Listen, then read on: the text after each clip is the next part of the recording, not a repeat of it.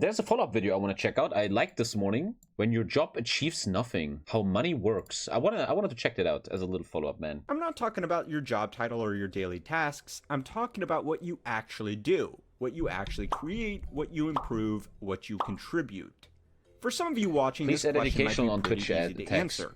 But for those of you who find yourself working as a middle manager, overseeing a human resources team at an insurance underwriting company, well, it might be a little harder. Yeah, what do you even do when you're doing that? In the last century, service jobs have gone from representing less than a quarter of all jobs to now representing nearly 80% of workers. Now, when we think of service jobs, we think of people serving us coffee, finding us a pair of pants out of the back, or carrying our bags to the hotel room. Sure, they might be an unnecessary luxury for the people using these services, but it's still pretty easy to see that they do produce value, be it in the form of a nice cup of coffee, a fresh new outfit, or promptly delivered luggage, without the need of a physio appointment the next day. But you see, the thing is, the service sector is far more broad than the name implies. It encompasses everybody from call center salespeople to CEOs. In fact, it's quite difficult these days to find a job outside the service sector, specifically because those roles require special certifications. Remember that for later because it's important. But the growth of the self-serving service sector and the subsequent rise in bullshit jobs that came with it seems a bit odd. Surely, the efficient free market would weed out these individuals that are contributing nothing, punishing the companies that bear their salary expenses, while rewarding the more efficient organizations that do without them, right? Well, no. And to understand why, it's time to learn how money works in the modern day to perpetuate the existence of people who work to nothing but justify their own existence. And before we get into this quirk of modern advanced capitalism, we need to first look at Soviet communism. What? The Soviet Union was built on the idea of noble labor. The state said that work was on. It's true though, when I listened to my parents and stuff about the GDR, there were so many fake jobs, like overseers that did nothing all day. They were just there to keep the order. When I was in China for 6 months, there were so many people that didn't do shit, man. It was so communist, man. There was like a restaurant and free waitresses, and there was like a head waiter, and he did nothing. He just looked if they did everything correct, and he's honorable crazy, and man. dignified. It was just so he has a job and doesn't count as a workers' and people person. took pride in their labor above all else. This caused problems when there wasn't enough work to go around amongst everybody. The drive for full employment meant that some people were given tasks that were obviously totally redundant. Factory managers hired as many people as they possibly could because it was honorable to oversee the labor of so many of your comrades. They also feared that if they didn't give people jobs now, they wouldn't be able to get the people they did need in the future. This worker hoarding, as it became known, meant that some people were given jobs like counting endless inventories of nuts and bolts. Now, obviously, there are huge differences between the modern Western world and 1950s Russia, but there are also some concerning similarities. The theory of totally unnecessary jobs really started to gain traction after the anthropologist David Graeber published a book on bullshit jobs, in which he outlined 5 broad categories of jobs that have become more and more common. He looks like me in a few years. The flunkies.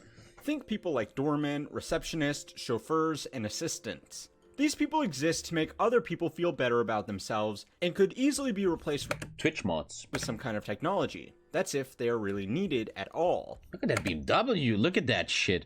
I just heard a study, right? That drivers, they don't want everything to be a touchpad. Tat. No, they still want to turn to get the volume up. They want to press buttons, man. That it's like so interesting how it's a first sign of the rejection of modernity. How I don't want no fucking pet and. No, I wanna do my, you know? Then there are the duct tapers. You want to feel the car. People who work to alleviate problems that could very easily be fixed permanently. Think someone like an inventory manager that just so happens to have... I remember when I was in driving school, there was my driving teacher, and he told me that in Germany there's a committee of experts getting paid a lot of money, and all they do every single day is think about the matter of traffic signs. If you're German, you maybe realize that every some years the traffic signs change a bit. There's a new law or a new mannequin, and these people just sit there every day thinking about what can we change about traffic signs for thousands of dollars, man. The system permissions to update stock levels in a warehouse, where that could have been done automatically or at the very least shared amongst floor staff.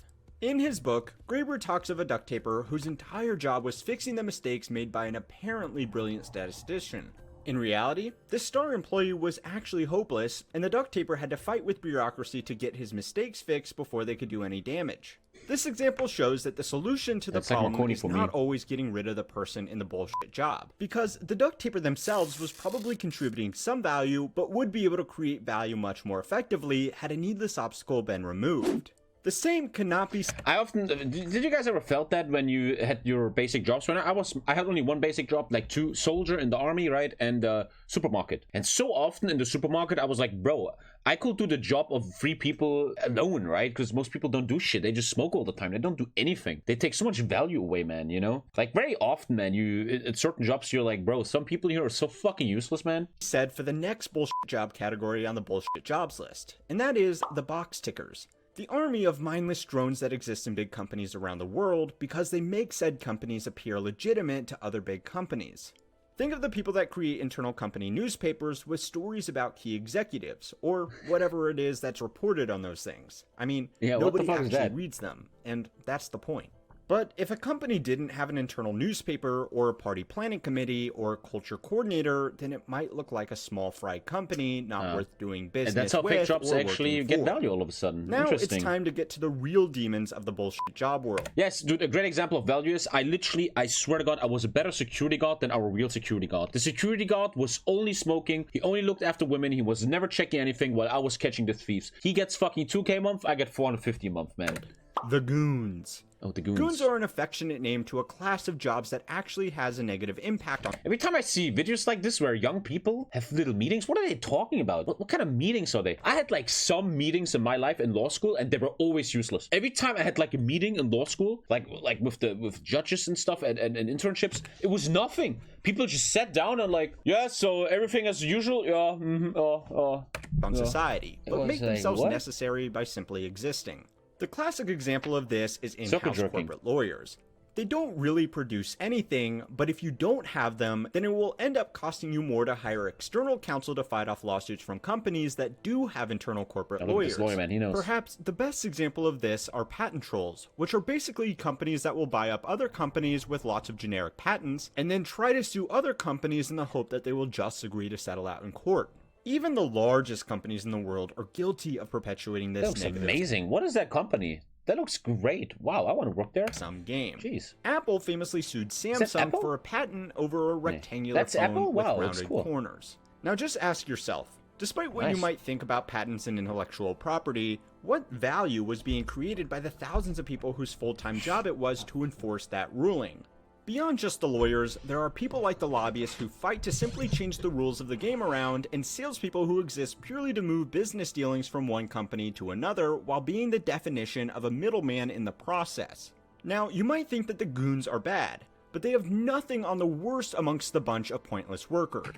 What is the most pointless worker? Human resources? The taskmasters. Taskmasters. These are the people assigned to watch over and manage people that really... Yeah, the taskmaster. The Twitch streamer? Whoa, come on, man. The taskmaster, that makes sense. Don't need to be watched over or managed. Effective management does exist, especially when it's coordinating a team with a wide set of skills. Yeah, middle managers. But someone like a sales manager who lords over a team of people with exactly the same job title is a little bit different.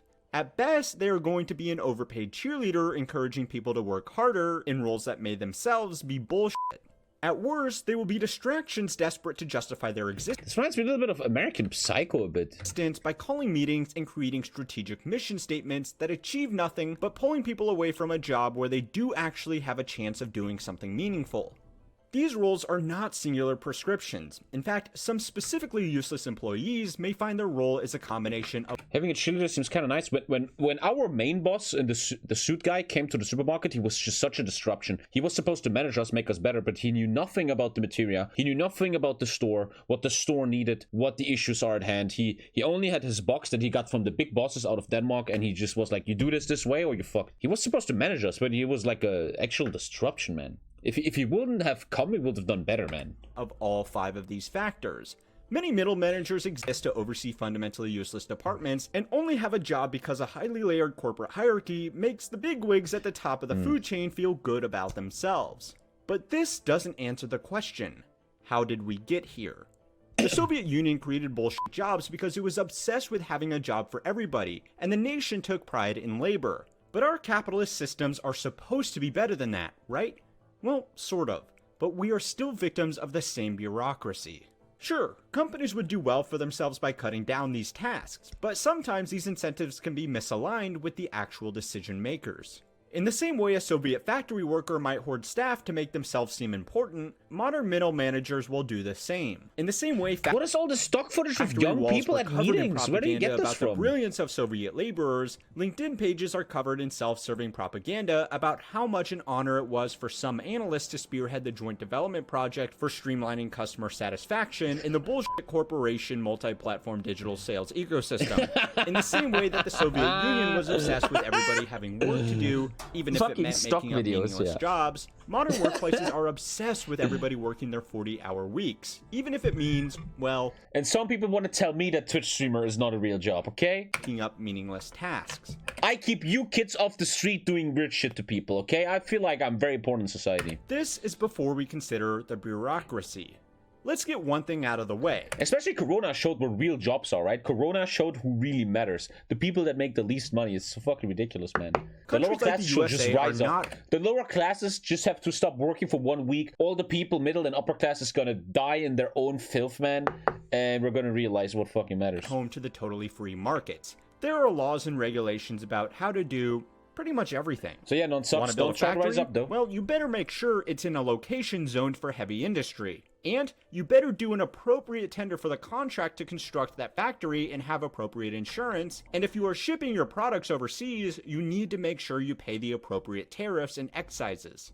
All of these steps involves larger institutions which will themselves harbor bullshit jobs. Now, this isn't to argue for big government or small... I mean, yeah, farmers are important, but farmers are rising up a lot lately. Netherlands, Germany, the farmers are going mad over here, man. You know, they're like the most important chase of people, man, but the government never funds them, never works with them, always shits on them, man. The farmers are slowly rising up, man, like Eisenhower. Some policies really are important, and of course, some are bullshit. But companies have had a very important part to play in this whole system as well. The growth in lobbying has led to the creation of more and more legislation, which has made it such that starting and maintaining a successful business of any size is almost impossible without a team of accountants and lawyers. I have a farmer in my friend circle, like a past. I don't know him that well, but I see him in the party sometimes. He's a farmer, and he told me a big issue they have is that, well, I don't want to talk shit. They can't keep up big companies because these big companies are allowed to use some kind of chemicals that are really, really bad, but they make them have a lot of output, but they literally kill the floor and the ground for decades or some shit. Something about fertilizers. There's fertilizers that fuck everything up, and the government doesn't stop them because they're all corrupt. Who will help a business owner navigate this bureaucracy. You might say this is in the best interest of a large corporation, because it makes it harder for potential competitors to get off the ground, but we don't want to point fingers here. Anyway, is there a solution to this? Global warming fucks them too, yeah, a lot of drought. Embrace the idea that it's okay to not work 40 hours a week. The idea that a job is either bullshit or not bullshit is not entirely correct. In reality, almost all jobs will have some level of bullshit built into daily routines. If it was acceptable to say, my work is done, I'm done for the day, then it would be a lot easier to see who is contributing here in this video. As an individual? Not really. The truth is, if you do find yourself in a role with a lot of bullshit tasks, you might just have to suck it up in the short term. Maybe work on a side hustle free from bullshit in your off time. That's a very nice conclusion. Or, you know, embrace it. There are lots of people that are very proud of their superfluous yet important sounding titles. Maybe it makes the pointless meetings or irrelevant PowerPoints easy to get through now you know it's all bullshit.